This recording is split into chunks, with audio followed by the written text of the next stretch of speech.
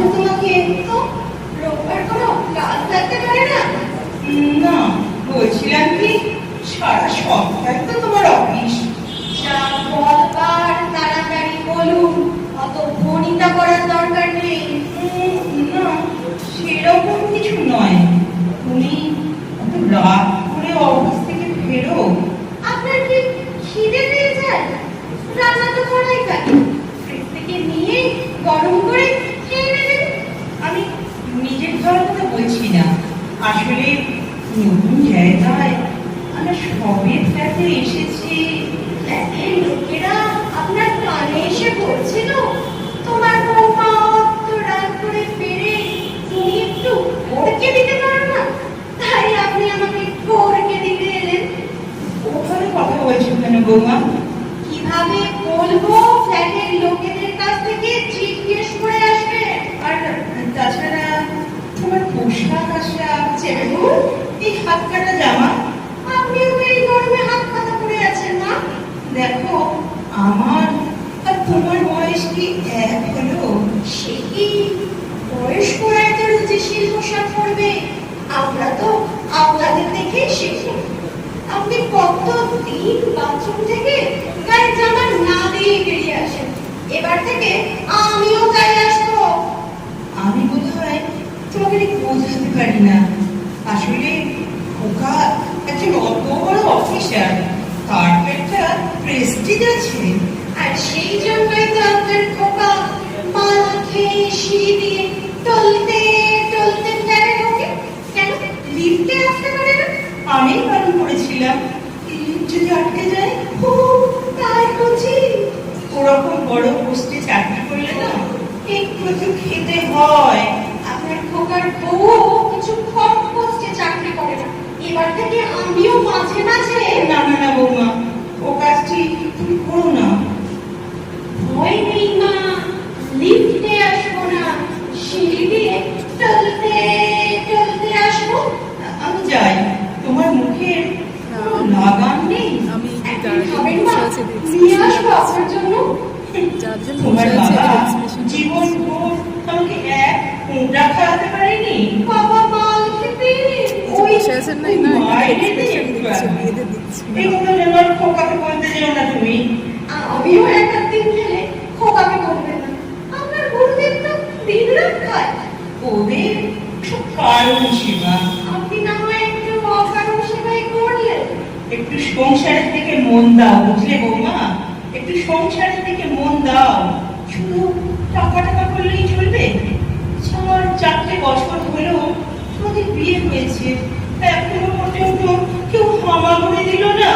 আপনি হামা করে দিন না মা, ঘরের মেঝেটা মুছে দাও তো একটু, হামা করে দেয়া। 4 বছরে একটা বাচ্চা হয় না? আপনার তো মা 60 বছরের দাম্পত্য জীবনে ওই একটি মাত্র খোকা। আমারও তাই হবে। তোমার মতো না আজকালকার বউদের রকম সকম ভালো লাগে না। আমি খোকাকে বলবো আমাকে বৃদ্ধাশ্রমে পাঠিয়ে দিতে। আশ্রমে থাকবেন? আশ্রমে খাবেন? জানেন তো, জব করে যারা খায় তারা শ্রমিক, আর বিনা শ্রমে যারা খায় তারা আশ্রমিক। সে তো বলবেই তো, আমি তো বিনা পরিশ্রমে তাদের সংসারে শুধু শুধু খাই। কবে আমি কাশি কাশি করে চলে যেতাম। নেহা খোকা আমার রত্ন তুল্য ছেলে, তাই পড়ে পড়ে না এই তোমার মুখ ঝাঁটটা শুনেছি। ছেলের দোষগুলো একটু দেখবার চেষ্টা করুন না, সবসময় বউয়ের দোষ ধরবেন। ছেলে মান হয়ে বাড়ি ফিরবে, কোনো দোষ নেই। উঁচু পোস্টে কাজ করে তো ওরা নিচু আদু হয়। ছেলে বাড়ির কোনো নিয়ম মানবে না, ঠাকুর ঘর মানবে না, জিনিসপত্র ছড়িয়ে ছিটিয়ে রাখবে। খোকা আমার বরাবরই ওই রকম ছন্ন ছাড়া। তুমি একটু মারিয়ে দিলে পারো তো বৌমা। কেন, আমি কি খোকার কোনো দোষী করি না? ঘরে যদি দেখেন খোকা আমার সাথে ফিস ফিস করছে, বারান্দার পাখি জড়িয়ে ধরছে, হাসি ঠাট্টা করছে, অমনি খোকা বউয়ের সঙ্গে ওইরকম আবেগ খেলা করিস না। তুমি না পুরুষ মানুষ। কেন, কথাটা কি মিথ্যে? আমাদের সময় না রাত্রি ঘরে এসে তবে বরের কথা কইতে পারতাম। আপনার কথা ছাড়েন না, এক কথা দেওর ভাসুর চাষা ফসলি ফসলি হতো আপনাদের। একটা দেওর উনি যেগুলো মিষ্টি কথা বলতো, একটা মাত্র শ্বশুর ছিল, তাও অকালে চলে গেলেন। শোনো, শ্বশুর না একটা মাত্রই হয়। আপনি কিন্তু লাইফটা খুব এনজয় করেছেন। ভেরি মাই ডিয়ার শ্বশুর, 65 ইয়ার্স, কি রোমান্টিক। মরা শ্বশুরকেও তুমি ছাড়বে না? পারি, খারাপ কি বললাম? আসলে আপনি বড় জেলাস। শ্বশুর মশাই সুখ্যাতি আপনার সহ্য হয় না। সুখ্যাতি তো করবে, বুড়ো বয়সে ঋণরতি তো। আমি চাইলে বৌমা তো চায়, আমি যেতে দিলে বৌমা নেই। কেমন কি স্নানের সময়ও গরম জলটা সে বৌমাকে দিতে হবে। যে বউ বুড়ি হয়ে গেলে ওরা মেয়েদের রাত সব হয় মা, তবুও তো লুকিয়ে লুকিয়ে আপনার জন্য ওই ভালোই না। খাজাটা। ওটা তোমার শ্বশুরের চিরকালের অভ্যেস। অফিস থেকে ফেরবার সময় খুব একটা পছন্দ করছেন না কিছু না ব্যাপারটা। কিছু আনবে। বাবা নেই, আছে প্রেমিকা, সেও আর 2-1 মাস দেখবে, তারপর নদীর এপার থেকে ওপারে গিয়ে বলবে, রূপা আজ চলি, তোমাকে মনে থাকবে চিরদিন। রূপকে একটা চাকরি দিন, যে কোনো কাজ, পিয়নের কাজ হলেও চলবে। তমালবাবু ফোন তুললেন। ফোনের অন্য প্রান্তে যারা কথা বলেন তাদের যেহেতু দেখা যায় না, সুতরাং তারা দৌড়ে। তমালবাবু মামাকে বললেন, রূপমের একটা চাকরি দরকার। মামা বললেন কাকাকে, কাকা বললেন জ্যাঠাকে, জ্যাঠা বললেন বাতাসকে।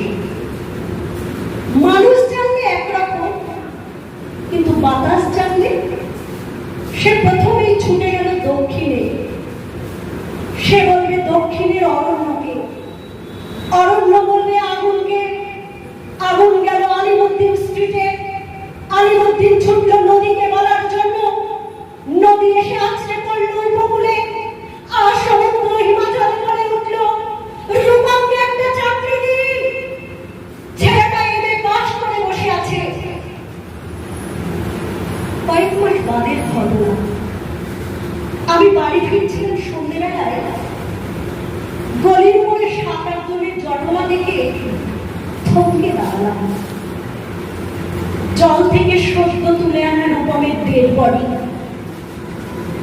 সারা গায়ে ঘাস, খড়কুটো, হাতের মুঠোয় ধরে থাকা একটা 1 টাকার কয়েন। পাবলিক বুথ থেকে কাউকে ফোন করতে চেয়েছিল রূপম। ভারত সরকারের 1 টাকার কয়েনের দিকে আমার চোখ। সারা গায়ে সবুজ ঘাস, ঘাস নয় অক্ষর। একটা ছেলেকে এমএ পড়তে যতগুলো অক্ষর পড়তে হয়, সেই সমস্ত ব্যর্থ অক্ষর ওর গায়ে লেগে আছে। কেন আপনার একটা ছেলেকে এমএ পড়া? কোন আল্লাহ আটখানা ভাবে বিশ্ববিদ্যালয় বানিয়েছে? তুলে দিন। কথাগুলো বলবো বলে ফোন তুললাম পবিত্র সরকারের। ফোন বেজে উঠল, ফোন বেজে চলল, ফোন বেজেই চলল। 20 বছর ধরে এই ফোন বেজে চলেছে, আর 20 বছর ধরে বাজবে। বাতাস বলছে অরণ্যকে, অরণ্য চলেছে নদীর দিকে, নদীর উপকূল থেকে আছড়ে পড়ে বলবে, রূপমকে একটা চাকরি দিন। কে রূপম? রূপম আচার্য, বয়স 26, এমএ পাস। বাদিকের গালে একটা কাঁটা দাগ আছে। ধন্যবাদ।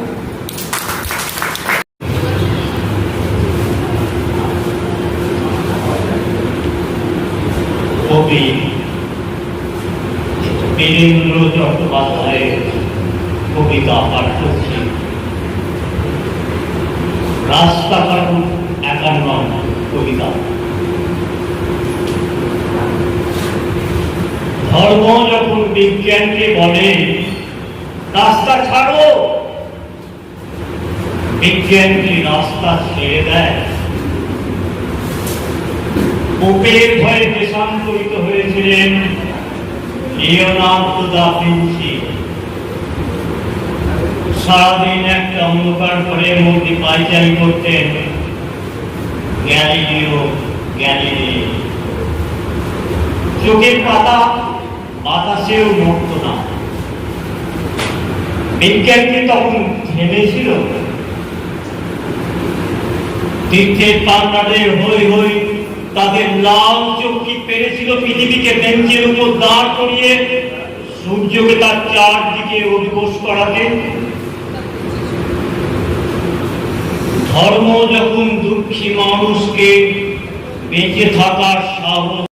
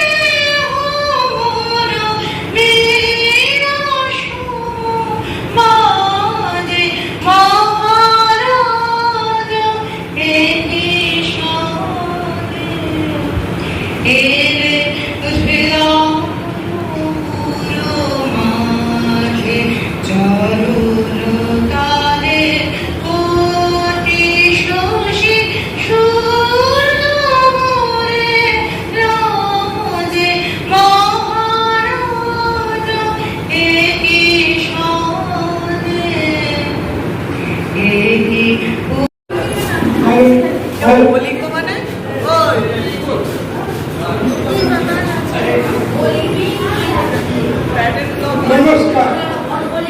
বিশ্বকবি রবীন্দ্রনাথ ঠাকুরের কবিতা দুর্ভাগাকে। এভাবে দুর্ভাগাকে যাদের করেছ অপমান, অপমানে হতে হবে তাদের। মানুষের অধিকারে বঞ্চিত করেছ জানে, সম্মুখে দাঁড়ায় রেখে তবু কোলে দাও নাই স্থান, অপমানে হতে হবে তাদের। মানুষের খরচে প্রতিদিন ঠকাইয়াছে, ঘৃণা করিয়াছে। বিগতার পুত্র বসে দুর্ভিক্ষের দ্বারে বসে ভাগ করে খেতে হবে।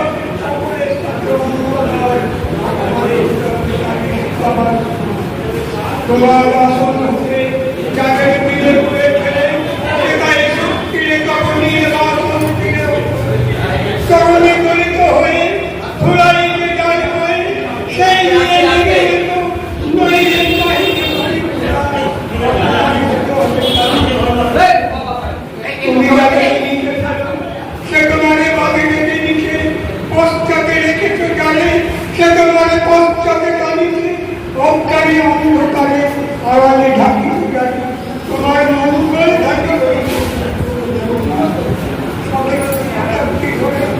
নামে শিরে অসম্মান হয় মানুষের নারায়ণী।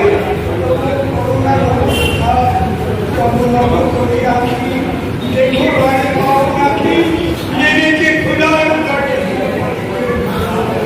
অপমানে দেখিতে পাও নাকি অভিশাপ পাঠিয়ে দিল তোমার কাছে অহংকারে। সবারে মানুষ দেখো এখনো ধরিয়া থাকো, ভাবনারে দেখে রাখিস জড়াই মৃত্যুর মাঝে সীতা আছে পাড়া কেবল শুনি রাতের কড়া নাড়া। অবনে বাড়ি আসো, বৃষ্টি পড়ে এখানে 12 মাস। এখানে মেঘ গাভীর মতো চলে, পড়ানো সবুজ নারী ঘাস দুয়ার চেপে ধরে। অবনী, বাড়ি আছো? দেখলে হৃদয়ে দূরগামী ব্যথার মাঝে ঘুমিয়ে পড়ি আমি। সহসা শুনি রাতের কড়া নাড়া। অবনী, বাড়ি আছো? নমস্কার।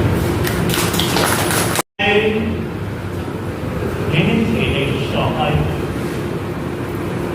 আমি যে দেখেছি প্রতিকারহীন সত্যের অপরাধে বিচারের বাণী নীরবে দেখে মানে। আমি যে দেখিল তরুণ বালক উন্মাদ হয়ে ছুটে, কি যন্ত্রণায় মরেছে পাথরে। আজকে ছুটি নাটক, ভয় পাবে না। অভিনয় কুলদীপ্তা বাগ এবং অতনু ভট্টাচার্য, আবহ নীলাঞ্জনা নন্দী, পরিচালনা সুব্রত ভূমি। ছুটি নাটক ভয় পাবে না।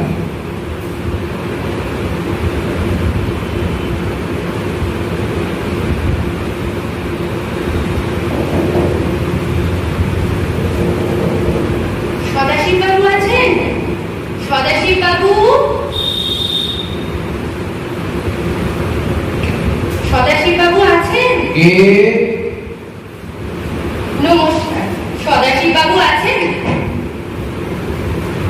কাকে চাই? সদাশিব বাবু আছেন? আমি সদাশিব বাবু। নমস্কার। কি ব্যাপার বলুন তো? না মানে তেমন কিছু না। সে কি কথা? এতটা পথ যখন এসেছেন, একজন মহিলা এদিকে সন্ধে নেমে এসেছে, বলছেন তেমন কিছু না। এতটা পথ বললেন কেন? পাশের পাড়া থেকেও তো আসতে পারি। না মানে ওই আর কি, এমনি বললাম, আন্দাজে বললাম। তাই? তবে এটাও বলতে পারবেন আন্দাজে কেন এসেছি, তাই না?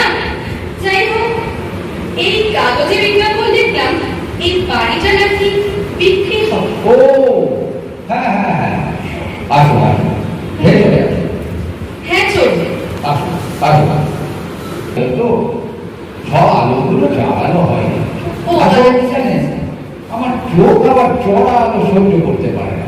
সে কি কথা? আসুন, এই বসুন বসুন, এই চেয়ারটায় বসুন। হ্যাঁ বসি তবে। বসুন। তা তা বলছি, চোখের ডাক্তার দেখিয়ে নেবেন একজন। হ্যাঁ, হ্যাঁ। কেন এই কড়াগুলো সহ্য করতে পারবে না সেটা তো জানা দরকার। আমার অবশ্য এই আলোতে সেরকম কোনো অসুবিধা হচ্ছে না। থাক, এরকমই থাক। তা একটা কথা জিজ্ঞাসা করবো? হ্যাঁ বলুন বলুন। এই বিজ্ঞাপনে লিখেছেন হ্যাঁ। ওল্ড কলকাতার উপর ছোট্ট একতলা বাড়ি বিক্রি আছে। হুম। এও লিখেছেন কুসংস্কার মুক্ত ব্যক্তিরাই আমার সঙ্গে যোগাযোগ করবেন। তাই কুসংস্কার মুক্ত কথাটা লিখলে আরে না না না, এমন কিছু না। আসলে আসলে পাড়ার লোকগুলো খুব ভয়, ও, বাড়ি কিনতে এলে তাকে ভয় দেখায়, ওই আর কি। ও, তাই বুঝি। হ্যাঁ, এই নানাভাবে ভাঙতি দেয় জানেন। আচ্ছা, বলে কি জানেন, বলে এই বাড়িতে নাকি ভূত থাকে। সে কি কথা? আচ্ছা আচ্ছা, আপনি বলুন এই বাড়িতে ভূত থাকবে আমি কি করে আছি?